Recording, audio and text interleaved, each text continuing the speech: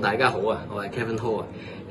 我今集共聚會咧，其實咧就係離開咗香港啊，因為其實我10月咧已經離開咗香港，咁就一路都喺歐洲，就因為疫情嘅關係咧就滯留咗喺度，就冇翻到嚟香港。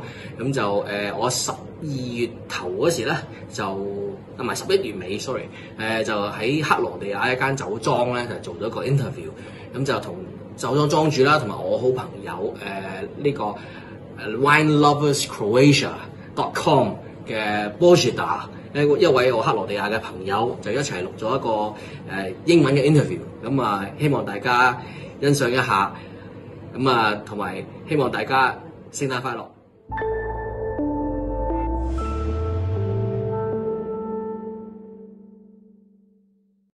Yeah. Hello, everybody.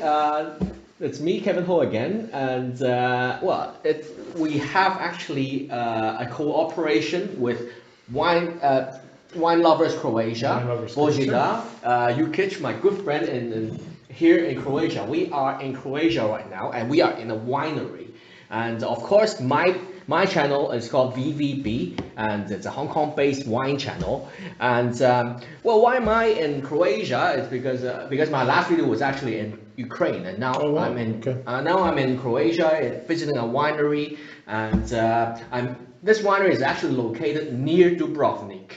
Well, Bozidar, you have to tell the audience where we are and what region it is. Right. So we are in southern Croatia, all the way down south, some 30-ish kilometers down south from Dubrovnik, and we are in a very, very important local winery called Crvik. And Peter Crvik is the guy in charge, and he's with us today. Crvik Winery produces some of the best loved and best sold white and red wines of Dubrovnik South, continuing a long tradition of winemaking in this area. So Kevin is eager to learn, so we are eager to show him what we do here. Okay, let's start with the white, should we? Can you introduce Peter a little bit? Peter basically taken over from the father. Is that okay to say? That's true. Fathers in Konavle not always willing to let go of the reins, but Peter actually taken over from the father, doing some amazing things. You work a lot with this variety, right? This is Malvasia Dubrovačka. Yes, so we have the first bottle, that's Malvasia how do you pronounce that again? Dubrovačka. Malvasia Dubrovačka, meaning Malvasia from Dubrovnik. From Dubrovnik, yeah. But it's basically the same variety as Malvasia da Lipari, Malvasia di Sardegna. Deciduous. Right? And deciduous, yes. But it is very different from Malvasia in Istria, which is also in Croatia. So you gotta be careful with anything with the name Malvasia. It's very confusing. Okay. Yeah. Most people, even Croatians, don't realize these two varieties, Malvasia from Dubrovnik and Malvasia from Istria, are completely different. Different varieties. This is 2019 vintage, right. And then the alcohol level is 13.5%. Yeah, this is south, a lot of sunshine, usually medium to full-bodied whites with ample alcohol. Can you tell us something about how you made this? What's the vinification process? It's normal white wine vinification. So after the harvest, the grapes were crushed and they were macerated for 24 hours. After that one, the juice went on to clarification for one night, and it went to fermentation crystal clear. So it has to be crystal clear to go on the fermentation. And it started fermenting with selected yeasts, and the fermentation was cold, around 14 Celsius degrees. To keep the aroma. Keep the aroma, yes, that's right. And it lasted for about almost 2 months. Yeah, on the last 20 days it was very slow fermentation. And after that it went on to another clarification and into bottle, and that's it. On the nose, it's actually very fresh. Yeah.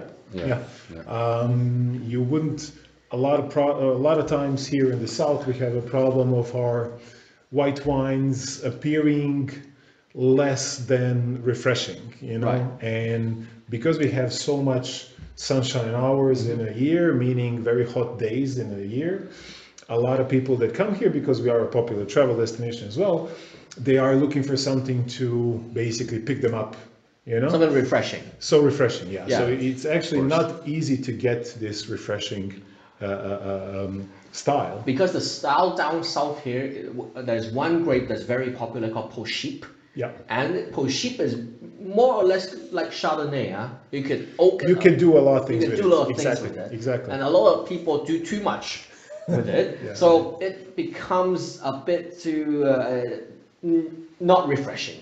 Exactly. Exactly. It becomes a bit. Clumsy sometimes. Yeah. Sometimes big wines, they are interesting, you know, a lot of times. But sometimes they are not that interesting, but usually they are not refreshing. Yeah. Whether they are being well made or not so well made, you know. But then this wine, it's anything but not refreshing. It is very refreshing. You know, it's got this aroma that's very nice. It's quite aromatic. Yeah. But then the color is quite deep. Yeah. From color, you could tell there may be a little bit of maceration, right? That's right. Yeah, 24 hours. 24 hours. 24-hour maceration. Okay. So why do you decide to do a 24 hours maceration? To extract the more flavors. Yeah, that's the primary thing you want to do. To extract the more flavors. The color is not that important as for the aromas and the flavors. Because on the palate, you can feel the phenolics. You can feel the phenols. Yes. Yes. Yeah. It's very apparent. And then there's a very nice acidity to it. I think it's beautiful. It works with the acidity. Yeah. Yeah. It's a well-balanced wine. I think this is pretty much crafted the way you wanted it, right? Yeah, of course. Yeah. It's refreshing, but it's not, it's not light. It's an ample wine, Yeah. right? But the ample body doesn't take away from its, I think, primary purpose. Yes. Which is to be a refreshing, mainly summer wine that will pair beautifully with some seafood, lighter dishes. Even grilled fish. Yeah, definitely. Yeah. Definitely. Yeah. Definitely. I would also like to say historical importance of this grape variety. It was for the first time mentioned in the Dubrovnik area in 14th century. More specific in 1383, and that was the year when Bosnian king asked for a permission from the Dubrovnik Republic if he could buy some of Malvasia for his own medicinal purposes. Next time it was mentioned officially was in 1424, 15th century, when it was mentioned in a law which said whoever has Malvasia, he could sell it by any price he would like. So all other wines had price limits. Wow. Yeah, and even there's a funny thing. Even people of Dubrovnik would give it to Ottoman Empire rulers and tell them that it's a medicine, so they can have it. Oh, wow. So in their own religion, Ottomans couldn't drink alcohol, but we told them that it's a medicine, so they can So they have can it. drink. Yeah. Yes, and when they can drink it, then it's also very diplomatic. They would soften a little bit, and the Dubrovnik people would then gather more information. Yeah. We do come from a long line of diplomats and merchants. Yes. So yeah, some sort of a general description or rating by you, what would that be for this wine? Well, I think it's. Do I have to give it a score or what? You don't have to give a score. Just let's say summarize for our audience.